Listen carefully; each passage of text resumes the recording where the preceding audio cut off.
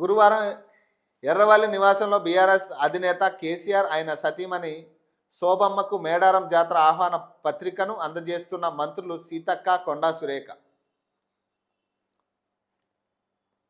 అమ్మా మీరు బాగున్నారట అంటూ బీఆర్ఎస్ అధినేత కేసీఆర్ తన ఇంటికొచ్చిన అతిథులైన మహిళా మంత్రులను ఆత్మీయంగా పలకరించారట. అతిథి మర్యాదలతో సాదర స్వాగతం పలికారట.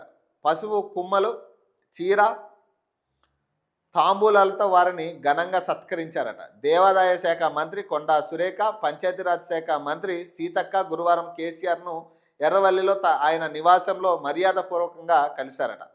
ఇంటికి వచ్చిన ఆడబిడ్డను కేసీఆర్ అలాగే శోభమ్మ దంపతులు ఆత్మీయంగా పలకరించి సాదర స్వాగతం పలికారట. పసుపు కొమ్మను, కుంకుమ, వస్త్రాలు, తాంబూలాలు అందజేసి సాంప్రదాయ పద్ధతిలో సత్కరించారట. అనంతరం మహిళా మంత్రులు మరికొద్ది రోజుల్లో నిర్వహించనున్న మేడారం సమ్మక్క సారలమ్మ జాతరను సందర్శించాలని కేసీఆర్ను ప్రభుత్వం తరపున ఆహ్వానించారట.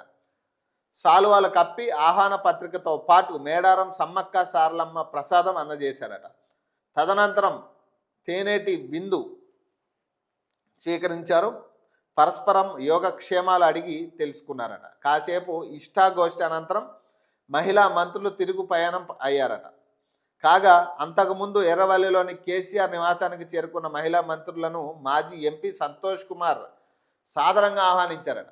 ఇది ముఖ్యమైనది, ఈయన పేరు రావడం ముఖ్యం. ఇక ఎంపీ సంతోష్ కుమార్ పేరు రావాలి. ఇక పాపం ఆయన పేరు లేకుండా కాదు ఇక్కడ పంచాయతీ. ఎందుకంటే పాపం ఆయన మొక్కల స్కామ్ చాలా పెద్ద స్కామ్ అది. ఆయన మొక్కలు నాటించి సెలబ్రిటీలతో మొక్కలు నాటిస్తాడు కదా, గ్రీన్ ఇండియా ఛాలెంజ్. ఇక దాని స్కామ్ కూడా ఉంది. మరి అది ఇప్పటివరకు ఎందుకు ఏమైపోయిందో తెలియదు. కానీ ఆ మధ్యన మొక్కల స్కామ్ చాలా భారీగా జరిగిందని ఈయన మీద కూడా పుకార్లు వచ్చినాయి.